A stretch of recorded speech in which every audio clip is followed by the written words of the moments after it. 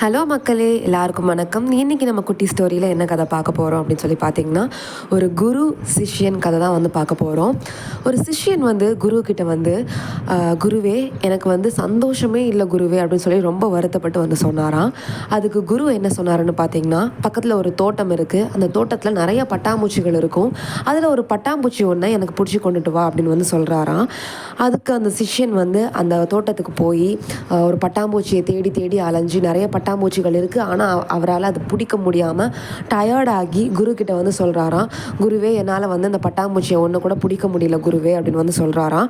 அதுக்கு அந்த குரு வந்து சிரிச்சுக்கிட்டே, சரி வா நம்ம இந்த தோட்டத்தோட அழகை ரசிக்கலாம் அப்படின்னு சொல்லிட்டு 2 பேரும் நிதானமாக போய் ஒரு பெஞ்சில் உட்காந்துட்டு அந்த தோட்டத்தோட அழகை வந்து ரசிக்கிறாங்க. கொஞ்ச நேரத்திலேயே நிறைய பட்டாம்பூச்சிகள் அவங்க 2 பேரையுமே சுற்றி வந்து நிற்கிது. அதில் 2 பட்டாம்பூச்சி பார்த்தீங்கன்னா அந்த சிஷ்யனோட கையிலே வந்து அமருது.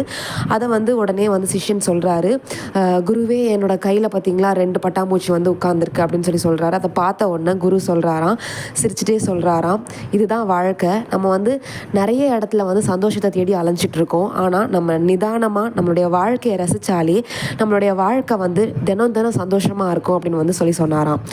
நம்ம தளபதி சொன்ன மாதிரி தாங்க, அடுத்த நிமிஷம் நிச்சயம் இல்லாத வாழ்க்கை.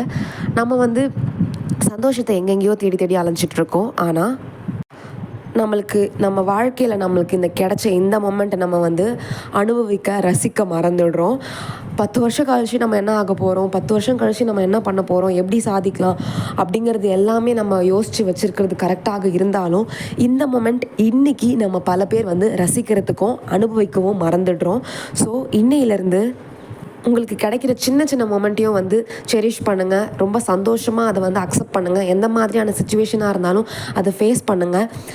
சின்ன சின்ன மொமெண்ட்ஸ் எல்லாத்தையுமே வந்து என்ஜாய் பண்ணுங்கள். சந்தோஷமாக இருங்க. தேங்க்யூ.